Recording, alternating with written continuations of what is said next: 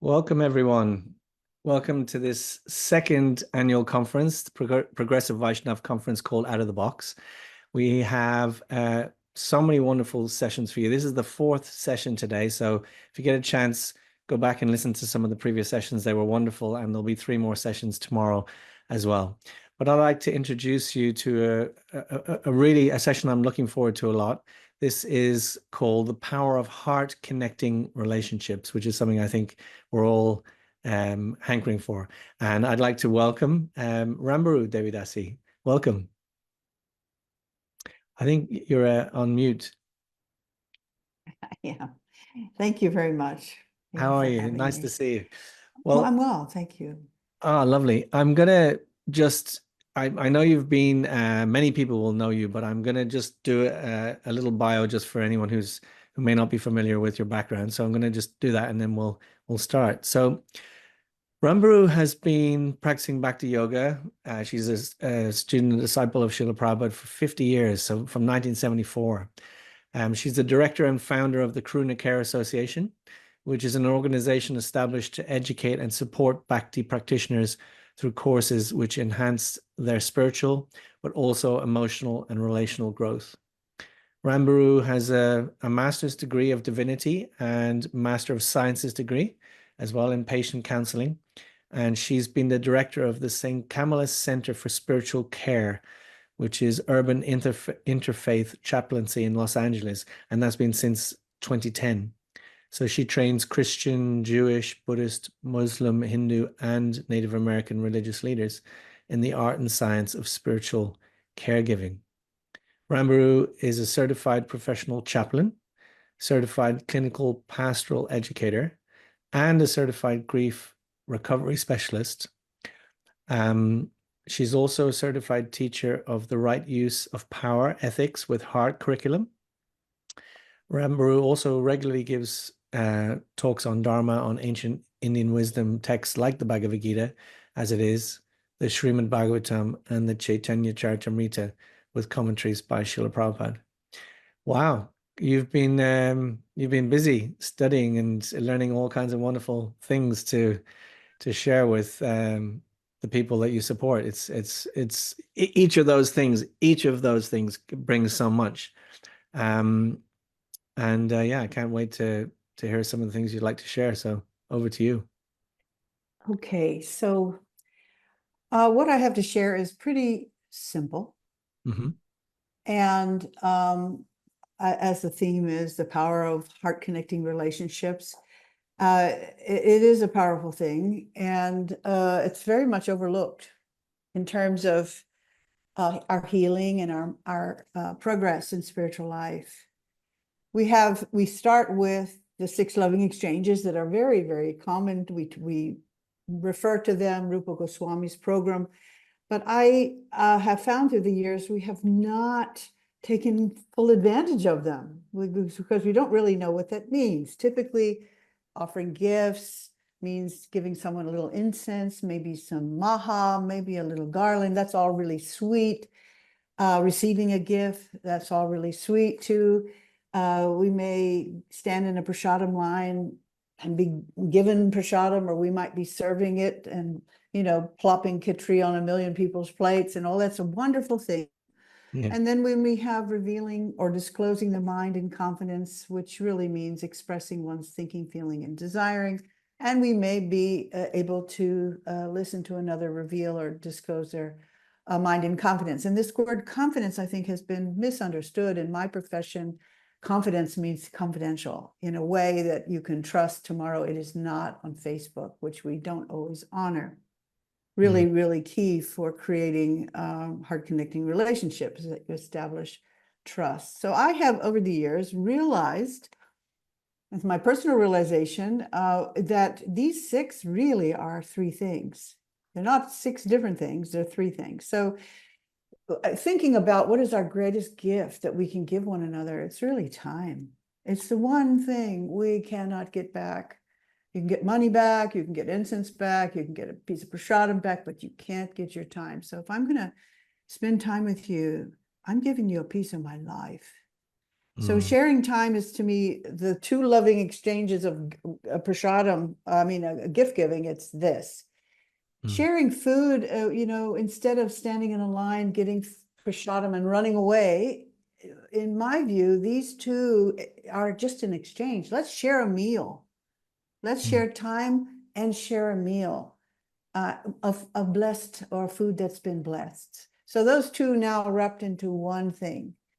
And then in terms of revealing the mind and hearing another reveal, it's really about sharing our stories, our personal life struggles, our realizations, our desires with trusted friends, with confidence that it's not going to go somewhere else. In my profession, sharing another person's story, even if it's a celebratory story, like I'm going to have a baby or whatever, I'm buying a house, it's only the right of the person who is having that experience to share. It's not mine to share. So it's a sacred trust. So mm, sharing time over a meal and sharing stories are, in my view, fundamental for developing heart connecting relationships. I've added a few things though. mhm, As I've studied different cultures and religions, I realized that every culture since cavemen practically they are using fire as a centerpiece. And we have so much with the fire yajnas. And in ancient Indian times or Vedic times, you're throwing grains into the fire. And as we move towards Kali Yuga, what Prabhupada gave us is the fire yajna is really cooking over a stove. Prashadam, that's the fire yajna, cooking the grains over the stove, distributing them, rather than just throwing them into the fire. In this age, this is how we use fire. But not only that, we offer lamps. Fire is the mouth of Vishnu. It's a place to make an offering. It's a place to offer our hearts via the banana, that it represents our heart into the fire initiation. And it's a offering of our hearts through authentic expression of feelings, through storytelling and also singing. So as I thought about all the different cultures, again, cavemen would regularly, due to need for warmth, need for light, but also need for human connection, sit around when the lights go off, when the sun goes down, they're sitting, warming each other with story, song, and a fire, or maybe a torch. If you study Afghan nomads who ride on camels, they're sitting around a fire with a hot drink in their hand, and mm. they're focused on the moment. You can't go anywhere. The fire is a centerpiece. Krishna's the centerpiece there, and sharing stories. You go to European settlers, everywhere before technology, this is where people created connection without preoccupation or very common to us. How are you doing today? And then not waiting to hear the answer. You're locked into a sacred circle of trust. So this has been a really neat observation for me. I'm living in the New Govardhan farm where we have regular campfires with retreat guests, and the power of that song and fire, particularly, and singing and telling story around the fire, which is for me the mouth of Vishnu. Yeah. Where is Um, is that? Which country is it? I'm in Australia. Australia, yeah. I'm in the large New Govardhan farm. It's a very, people come from all over the world just for their yoga training, and they have a whole scene going on there with volunteers who do enormous amount of service in the gardens and in the kitchen. And they Nice. often come back, they're living in tents, they're living in caravans, and they gradually develop Krishna consciousness. They come up the hill, somehow in a very organic way, they learn about Krishna. But Mm. I see that the singing, the prasadam, the food, the sharing of food, sharing of story, and a song around the fire is super, super important and meaningful. It's very, Um, is it okay? It's very primal, but in a good way. Like it Very feels primal. like it connects you to the earth, to the ground, to the Mm. elements, to yourself. Like it's because it's said there those three things. I mean, story, song, and the fire. They're like the simplest things, but they're very powerful, aren't they? Very powerful, and it's the reason why, since time immemorial, this is how people create connections in Mm, circles. not like how we have classrooms where you're sitting and a teacher's in the front. It's a circle, and the centerpiece is light, or God himself in that light form in terms of fire. So what we're coming to really is learning how to listen. It's not therapy, what I do as a chaplain or the primary skill I have in terms of being a professional chaplain is listening and in being an empathic presence in the lives of others who might be engaging in a crisis. So it's super important to be able to be present in the middle of a very high anxiety, high charge situation.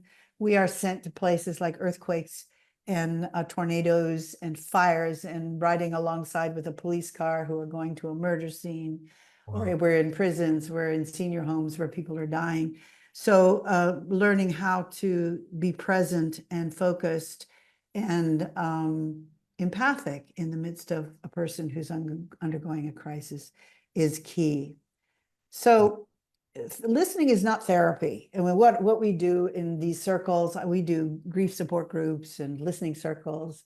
It's not therapy, but it's therapeutic to have someone be present to you as you express and explore your feelings.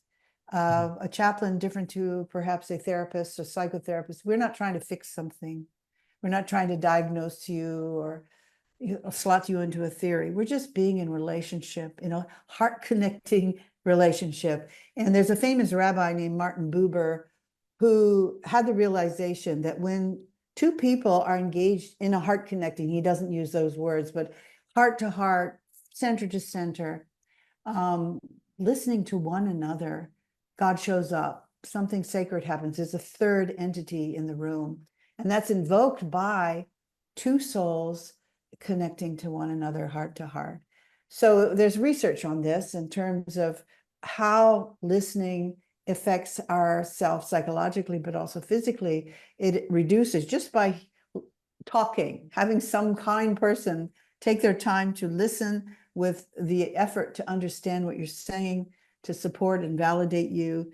It reduces anxiety and tension. You can feel that. In the beginning, you might be irate, you might be hysterical, you might have a traumatic meltdown, and just by having someone being present and listening in 30 minutes, you're back to your senses. It's not rocket science. You don't need a PhD to do that. You just need to know how to connect to ourselves and to others. It lowers the blood pressure.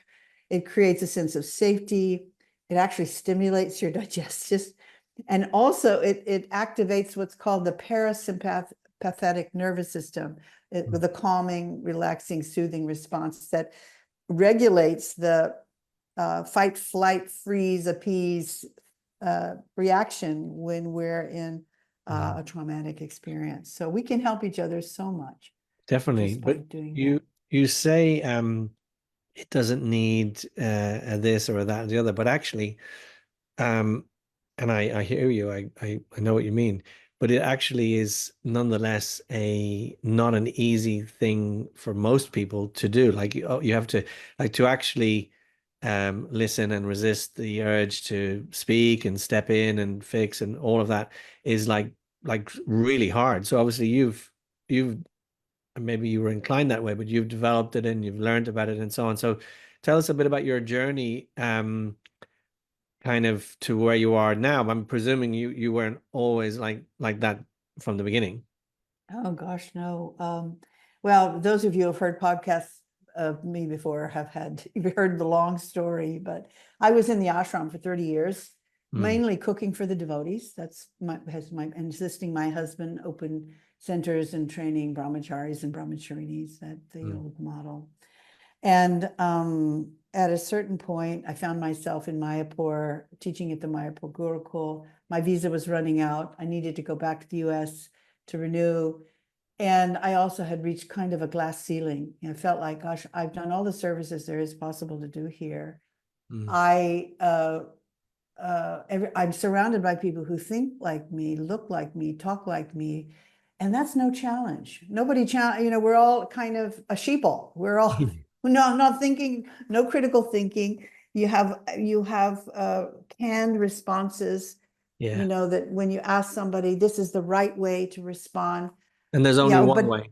Yeah. there's only one way to respond. And I had learned that or internalized that. And my main anxiety in those days was, particularly as a cook, who's cutting my veg, who's washing my pots, very isolated since the age of 20, living inside an ashram that's well protected and insulated and isolated from human suffering. It never really occurred to me what in fact we're trying to do in the Hare Krishna movement in terms of us and them. I was like, well, we don't care what happens to them. We're the ones who are inside and saved, and Maya's out there. Of course, Srila Prabhupada said, no, Maya's not out there. Maya's in the movement too. It's also in you. Maya's in you. So it took me a long time to kind of to get it, to really get it. And so when I went back to the United States, having lived in India for 10 years, I decided to go back to school. My younger son went to stay in Irmala School, which was 45 minutes from the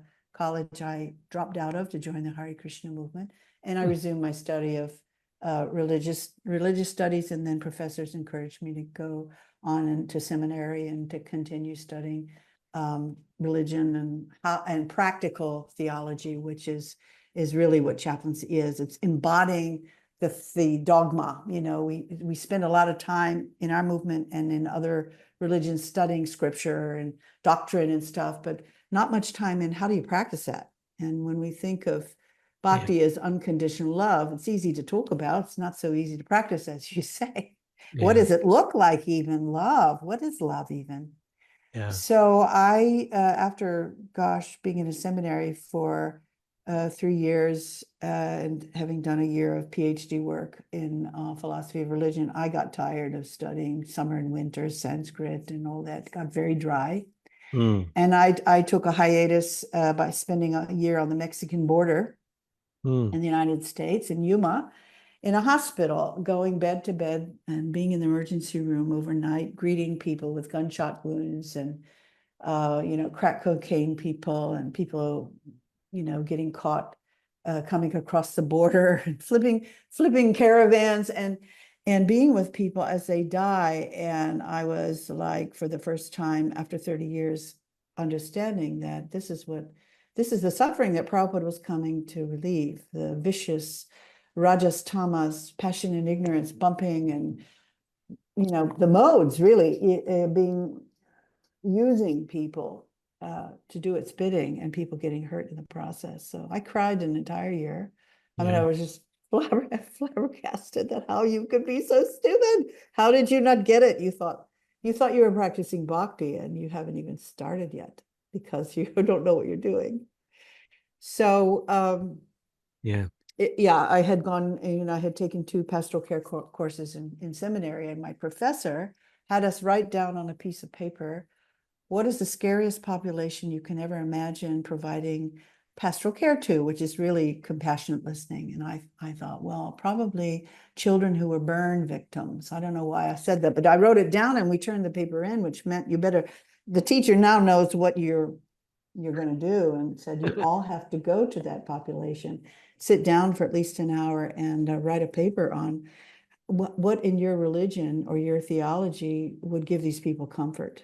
And I only could think of karma theory and all these things that really wouldn't be comforting to a 5-year-old. Yeah, it was just the wrong thing. Yeah. Wrong thing. But it wasn't until I was face to face with suffering people that I realized that what you need to hear and what the truth is that God loves you unconditionally, no matter what you've done, and whoever you are, you're more than that. You're more than your karma. You're more than that, as an eternal, perfect, pure spiritual being. And that changed everything for me. To grab a hold of bhakti as a discipline of providing unconditional love and care. It's not an easy thing. It's something that is a discipline, needs to be worked on all the time. So I continue in that path because I'm not very good at it. So I have to study it all the time. Oh, that's brilliant. I mean, it's not very good at it.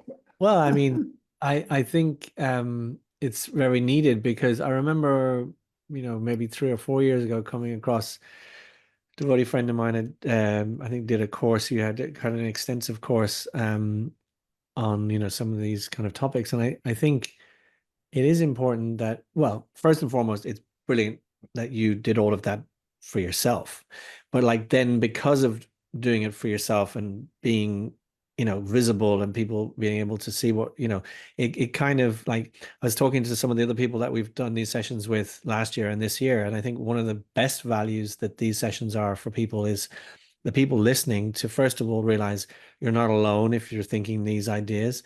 There, and also there's kind of permission. Someone else has gone ahead and done it already, and like there's examples, because as you know, sometimes um, there aren't that many examples who have done what you did and gone outside the bubble and sort of, done it. And I was, as you were describing it there, I was just thinking, I bet sitting there with those burn victims and these people, and you've still got all of your Krishna consciousness with you, you're probably experiencing a more intense connection to what it means to be human and to be connected to Krishna than you are, maybe in what would be seen as a more typically devotional setting. Yes. Well, that was a big realization, and it's in our Bhagavad Gita that first become human, then let's talk about being divine. And I realized I had jumped over like a monkey, which we often do in our eagerness to become enlightened. We think we can go from 0 to 100. It doesn't work like that. Prabhupada says it takes 40, 50 years to chant without offense. Mm. And Bhaktivinoda Thakur says, chant anyway, even if you're offensive. Yeah.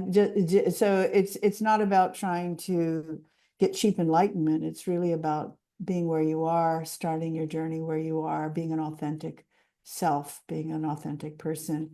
And the most important thing is being in an authentic, loving relationship with the people around you and your world, the environment, the people, and not seeing in terms of us and them. It's very hard for me. I don't relate to devotees and non-devotees much different. It's not when I go down to the village, and I have an office down in the Krishna village now, thank goodness, and people can book me, and it's on donation based. You don't have to pay me. Some of Yeah. the people don't have money, and we decided that people who really need care don't have the money to buy it, pay for it. So I'm Yeah. there.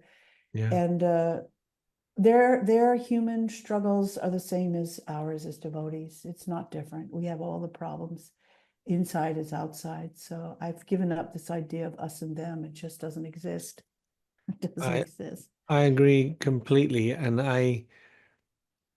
I've thought about that a lot. I feel like I felt like I reconnected with being a bit more human, being a bit more myself, more could relate with people when I realized I am one of them. It's not that, there's them and there's us.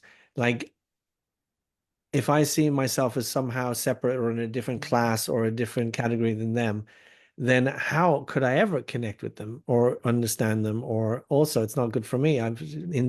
Start to feel like I'm better than them. Um, Wow. and so, yeah, I completely agree with that. And also, uh, you know, there's all those dualities, isn't there? Like, Krishna is everywhere. Um, um, and it's really refreshing when I think I've had conversations, and you must have had many, many conversations like this, but I've had conversations with devotees where, you would share some of these ideas and they're like, wow, this is amazing. I've not heard, like, it's almost like they've just not heard devotees speaking like this, Yes. you know? Wow. Yeah. I was yesterday, I'm working with the Russian devotees right now, and I have a weekly, 90-minute, 2-hour meeting with a bunch of Vaishnavis with the Vaishnavi ministry. And we're Mm, doing a grief thing, trying to help them understand what grief is. And someone on the screen, we were talking about how it's a natural, normal process when you have a major loss, that you should feel grief. You might cry, all of those things are natural, normal. And mm, one of the new people, not initiated yet, was saying, what if you live in a temple or a community where those things aren't allowed to speak about those things. Yeah. Another one on the next stream was a disciple of Gopal Krishna Maharaj, and just was totally crying. I don't know, well, there's nobody, we're not supposed to talk about these things, but Yeah. I chant and chant and chant and chant and read and read and read, and I still am overwhelmed with grief. Why does it not help? Yeah. So, what I've come to is like, if you have a flat tire, if you sit and try and chant and chant and chant, that tire is not getting fixed. If I have a dental problem, I go to a dentist who eats meat probably and drinks alcohol, but they're good at that and they fix my teeth. Yeah. But I can chant and chant, it's not fixing my teeth. I go to a professional for that. So when Yeah. you have a broken heart, there's a process. There's a real process. It's a scientific process. It's a natural process.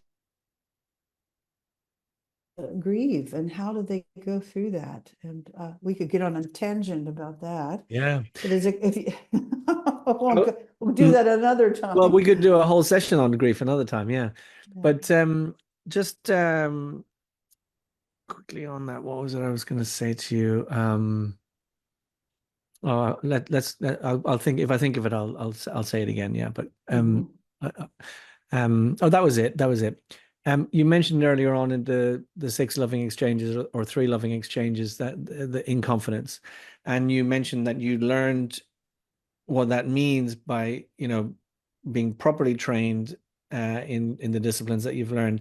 And I think that's and it ties into that last point, how important it is for people on this path to go out in the world and learn disciplines outside of Krishna consciousness, because you will learn so much, not just about the knowledge that you'll learn there and whatever, but also the like for example, that professionalism, understanding what is considered appropriate in sharing, because sometimes, as you said, without that understanding, it's like a sort of a maturity in then people will uh won't keep things confidential, and then of course then the whole thing becomes unsafe, and that loving exchange is almost off the table Yeah, because it's not safe. absolutely. Absolutely. And if we're meant to be a sangha that's actually healthy and has the capability of healing each other, there Mm. has to be a sacred trust. It just, otherwise, what's the point? There's no point in it. You're just a crowd if it's not a real community. Yeah.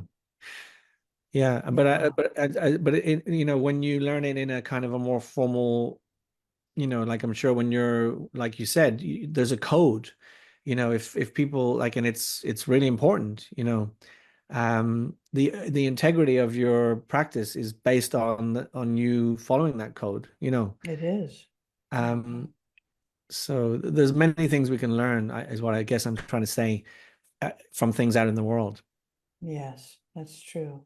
I have a couple more slides, so Yeah, maybe go for we it. can Yeah, please. and we can continue.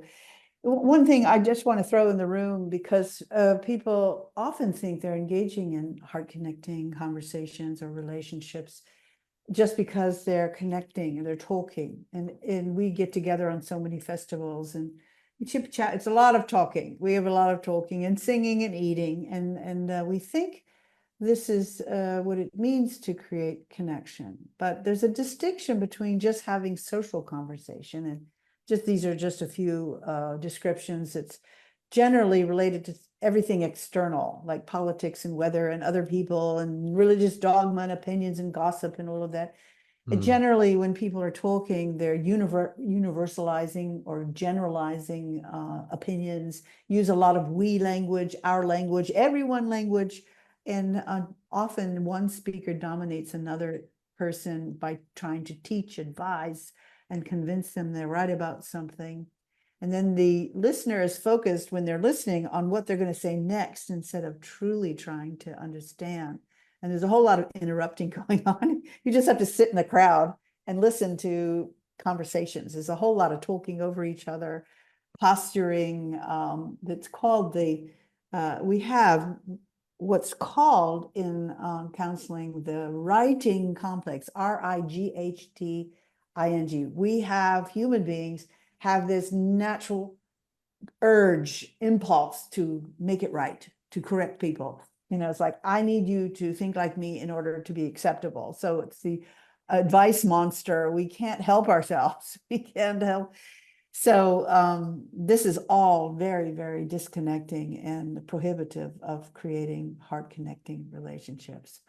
On the Yeah. other hand, if you want to have a heart connecting conversation, the focus really has to be on the speaker's internal thoughts and feelings in response to some experience. So you may say, gosh, I just had a car accident. And if I want to be empathic and heart connecting, I'll say, wow, can't imagine how hard that is. What was that like for you? Tell me what your experience was. What were you feeling? And let them just express and process that.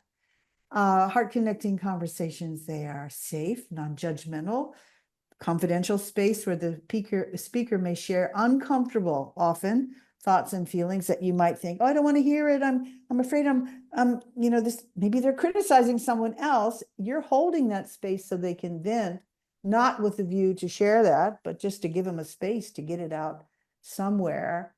You're not judging, advising, or trying to solve the problem. It's not your problem, it's their problem, but you're just creating a space. The listener's validating and affirming the speaker while they're inviting them to express and explore their feelings. They're not my feelings. And the speaker is encouraged to use I language instead of we, they. Now, if you're listening to people talk, we talk a lot. You hear people when they're talking about themselves, they're usually using you language. It's an interesting thing to sit and listen, especially English language. I've studied that people say chronically, habitually, I feel like a cup of tea. I feel like a banana. I don't even know what a banana feels like. It's not even a feeling word. But if you say or start a sentence with I feel, you better have a feeling word like sad, mad, glad, afraid. Better come behind that. If you say like, you're now still in your head. You're not in your heart. It's just how we've been socialized in English due to collective and generational trauma through the years. People now engage in a way to avoid human intimacy. It's just very interesting Yeah. to observe that. I And that's can, all I want to say. oh, thank you. Thank you. I just on that, nice to see you now fully. Yeah. Um, the, I can relate to that last one, where sometimes, so it might be my mom or my wife will be sharing something. And I think it's also to do with, I feel like maybe other people can relate to this, particularly when you said that word uncomfortable. So, like, if it's something uncomfortable, I think it's partly also because I take it on. I feel like I'm responsible for the feeling. So it makes me feel really uncomfortable because almost as if I'm somehow responsible for it. You know what I mean? Um, and so I do notice in those moments, I'm getting better at it, but I have the tendency to try and shut it down because it's really Yes. uncomfortable. Um, so I was really taking note when you were on that Yeah. last Well, slide. this is an interesting thing, even male-female relationships. Women just need to digest a woman's life. She has to talk about it. Of course, that drives men crazy. They think it's a talking. Women are talking. That's how we digest our life experiences. We don't want you to fix it. We Yeah, just need somebody to listen and validate and go, oh, that was so awful, or whatever it was. yeah. Men, though, have this, I guess, the social conditioning, they have to fix it. That's that. Well, you're telling me, why are you telling me this long, dramatic story if you don't want to fix it? Why are you wasting my time with that? It's not a waste for a woman. That is not a waste of time. And that's why she needs girlfriends. She needs Yeah. girlfriends who get it. Yeah. Yeah, definitely. And also I think even if I'm not trying to fix it, it's kind of like I find it hard in certain close relationships to separate myself. Like it's Yes. almost like I now feel like it's my problem. Yeah. Like, do you know what I mean? So I need to practice kind of going, hearing, like you said, if practice learning the art of listening, then I can hear it without having to feel it, if you know what I Yes. mean. But I'm very empathic. So sometimes I'm hearing it, I start actually feeling it myself. You know what I mean? And Well, that's hard. this is a skill, learning to be self-differentiated Mm, and, boundaries, and learning how to listen to hundreds of people without it becoming my story. mm, That is part of the training, and learning how to let it go. We walk out of the hospital after hearing 8 hours of dramatic stories, and you're laying awake at night wondering what happened to Mr. Brown there, his leg cut off, the homeless guy did. But it's a ritual. When we walk out, at least each one of us has our own ritual of giving it back to Krishna, knowing that if I died tomorrow, something will work out. It's not depending on me. There's a yes. third person always in the room who has the wisdom to fix it, and that is super soul. Mm, We as spiritual care providers, we're very aware that everyone has the solutions to all their problems within them. The source of all wealth, all knowledge, all uh, strength, all beauty is inside of us, as Satchitananda. That's who we're part of.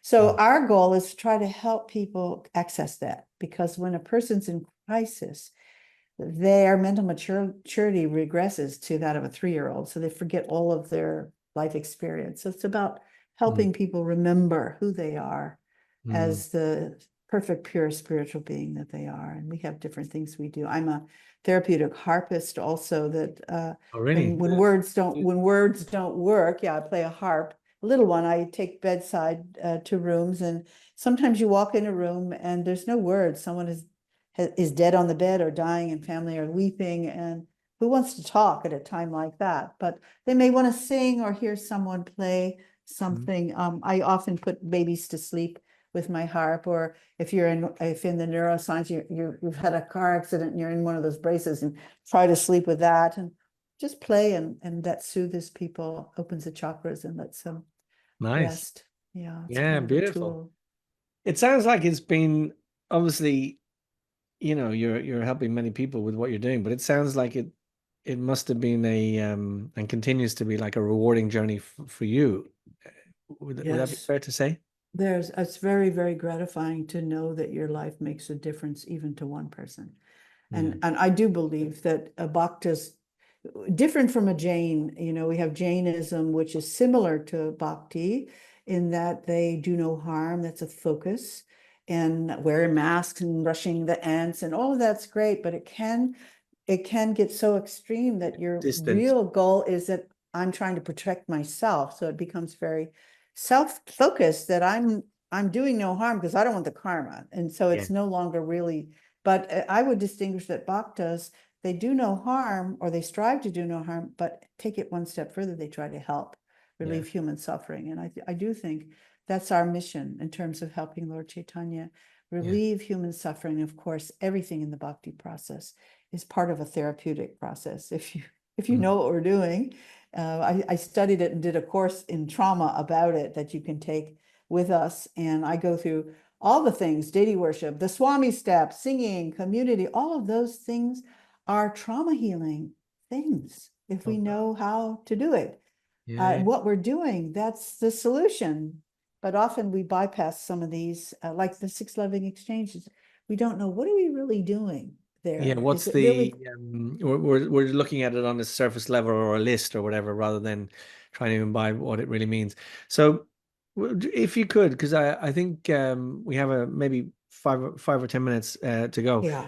Hmm. Before we I'd like to learn it. I'd like to share with people listening a bit more where they can find out about your courses and stuff. But just before we do that, let's just you mentioned the power of learning how to listen and to be present, to allow that person to be seen and heard and everything. And also, I loved that idea of almost, I wrote it down, might not be exactly how you said it, but sit back and listen and allow God to appear. So to allow that space for that other, for God to come.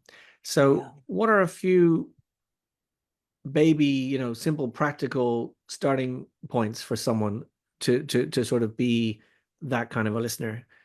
uh, yeah, So if you need to prepare your own heart to listen. So doing some grounding, we have this polyvagal nerve in the center of our chest. If you breathe, just stop and just breathe deeply for 45 seconds, under a minute, and just get in touch with the Lord in your heart, get aligned with that source of all intuition and knowledge. I do that at the beginning of all my courses. We are doing, you might hold your heart and just breathe until you feel yourself coming right back to the mind is not a monkey mind. It's coming right in alignment. Then you have to prepare. My chaplains have to, before they cross that threshold into a room that they don't know what they're going to see when they get on the other side, they have to, some say a prayer, some shake off the dust from the last one. They have a mantra, something they say, just chant Hare Krishna a few times. And then have a few skills. We are moving away more and more from asking a lot of questions because that can be interrogative. And people, when you're asking tons of questions, you're feeling like you want to defend yourself. If you say yeah, why, we don't use the why question. And when you ask a person why, they feel like they have to rationalize, justify, and defend themselves. And explaining is considered self-defending. So yeah. don't put a person in that spot. Be curious rather than judgmental. So you're asking things like, I wonder, tell me more about that. I have about 5 things I do repeatedly that work for me. Mm, But the OARS skills, OARS, are very basic and easy to use, like open-ended questions. You can Google that. You can even mm, Google the OARS. There's tons of PDFs out there. mm, Learn how to validate when in response. Find ways to validate the courage, the strength, what helps you cope at a time like this. But learn to affirm rather than judge, find affirm that you hear, that you understand. The third thing is to reflect back the emotions underneath the words. We call that a meta narrative. So somebody's talking, talking, talking. They may not use a feeling word, but you can tell by their facial expression, their voice tone, their body language that they're irate, they're angry, or they're frustrated, annoyed, or furious. There are different degrees. And being able to reflect back, oh, God, it sounds like you're really angry. It sounds like you're really frustrated. I can't imagine how hard. Name the feeling that you're hearing and let them then confirm, well, or clarify, yeah, but not really. And then they'll tell you more. If you haven't nailed it, then mm, it invites them to get more clear about what it is they're trying to share.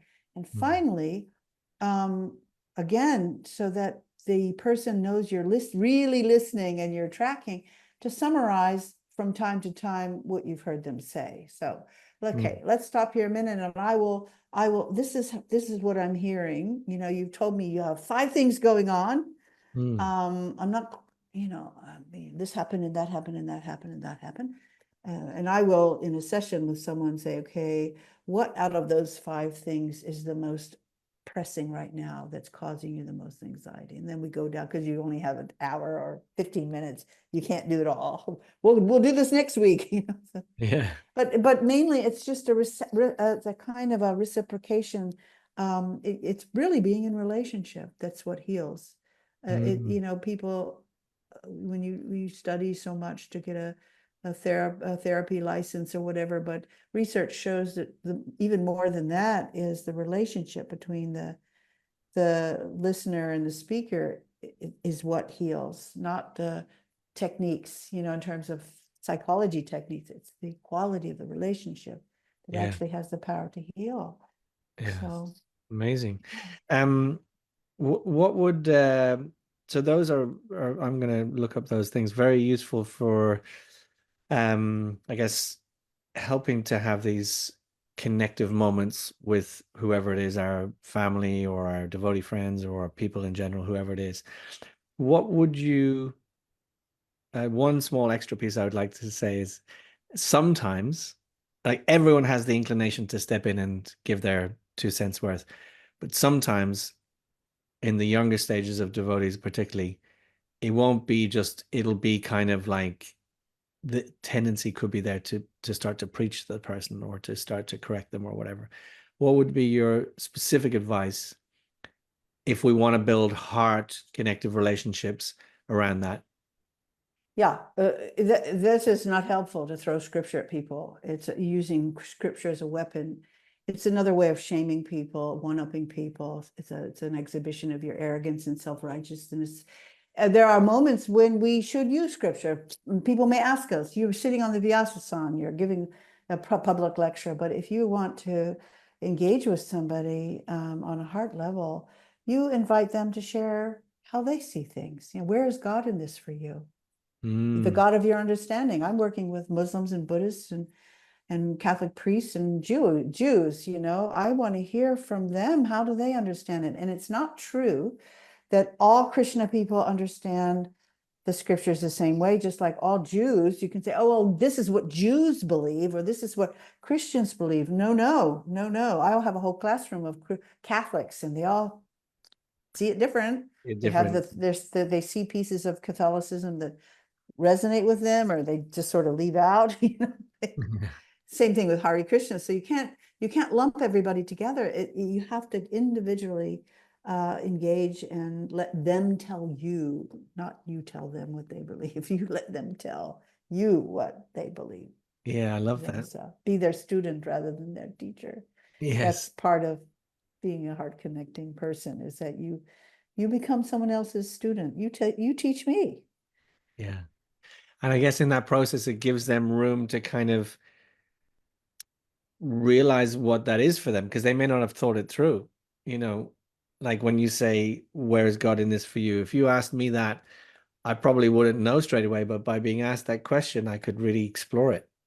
Yeah. Yeah. Well, the tendency, and this is not unusual in all religions, seminary, I get all the seminary students from all the seminaries in LA, and it's completely normal that you've been 3 years in a seminary, your head's full of scripture and narrative and stuff, that's your go-to. You don't know what else to do in the middle of face to face. And it's part of our guard against human intimacy. We don't know what to say, so we go into God talk because we're Yeah. comfortable with that. You Yeah. know, and every religion is the same. Every priest and pastor wants to, if you can talk about God, I know we've had a deep spiritual conversation, but not so. Spiritual and religion are two different things, not Yeah. necessarily overlapping. So um, yeah, really important to resist that urge and understand that mostly we move to God talk because we're uncomfortable with a human connection. We really, and you had said before, just a little while ago, that, you know, sometimes I get overwhelmed or uncomfortable with other people sharing their feelings, and then I don't know what to do or say, and that's very common. Yeah. Generally, the reason why we feel uncomfortable with other people's feelings is we haven't done our own work Yeah. ourselves. So we want to push. In fact, it's very common. I remember going through this as a devotee when people wanted to share their problem. And I mean, that's very common here. Oh, they're always in their head. You know, I mean, the people talking about other people, you know, and part of that discomfort is because you yourself are dissociated. You're so unconnected to your own emotions and your own honesty about your own struggles, is that when other people come with a problem, it confronts you with yours. It triggers you. So you're like, ew, this is disgusting. You know, we can't locate our empathy because we don't have self-compassion either. Yeah, no, I can relate. Yeah, it's really true. Yeah. I wish, So I hope we can have more chats in the future. I think yeah, this well, is come to a great. class, come to one of the class. Yeah, you know, Yeah. we've finished our classes for 2024 and are gearing up for 2025. We're Mm, revamping our 3 intro courses. We're at Janmashtami, it was our 5-year anniversary that we started. mm, And we are completely revising and enhancing our 3 famous introductory courses. But we've added to that a child safety course wow. and one called the Drama Triangle, which is all about interpersonal dynamics. Yamuna Jivan from Chicago does that one. And we have somebody actually worked for a year with 11 other addiction specialists and created a self-study, self-paced 12-step program that Fantastic. we're getting ready to run. Mm. And we do grief support groups. We did a live one in Alachua just a few months ago. And we do this online because there's so many people internationally who Yeah. need somebody to talk to, a place to go where they Yeah. can talk openly about their struggles. So Yeah. No, it's wonderful. It's really good. And so where can people, is there like a website or something? Where can people go? our website is Karuna Care, KARUNACARE .iscon.org. Okay. And so when you go there, there's a tab for trainings. We're a little bit under construction right now. The Mm. 2025 dates are not yet up. We do Mm. have a waiting list for a grief support group that we're gradually working through. One will be probably started yesterday. Mm. It's a 12-week, but we only take 12 people. So if you don't get in that batch, keep Next your batch. name on the list and you'll get in the next batch. Yeah, Wonderful. we have been doing a practicum, a 6-month practicum, and Uh-huh. I'm working on a professional chaplain accredited one where devotees can use those hours as their practicum to be board certified as a professional chaplain. Oh, And fantastic. we are just recently getting devotees through the 72 graduate level credit hours you need to be board certified. And we are now the official endorsing body for the Association of Professional Chaplains. So devotees become then a credentialed professional clinical chaplain, toe to toe with every other professional. It's a good job for young Mm. people who need a job and they want to do something that aligns with bhakti, because you don't have to pretend you're something else. You can Yeah. pray with people. I Yeah. have Bhagavad Gitas all over the hospitals in LA. Wow. So yeah, we're kind of moving up in terms of an international, all online chaplain training program. So look for it. Once we get it, the go ahead with the accreditation, it'll be up on our website, and it's going to be called Hearts Online CPE, and Hearts stands for Holistic Emotional Awareness, Relational Training and Support. That's I the love it. acronym, Hearts. Yeah. Brilliant. Brilliant. Well, I'm, I'm really admiring. It's great that you took that step and you were in Maripur and you decide, you went off and you did this whole journey. I think it's brilliant. So thank you so much. And thanks for speaking to us today.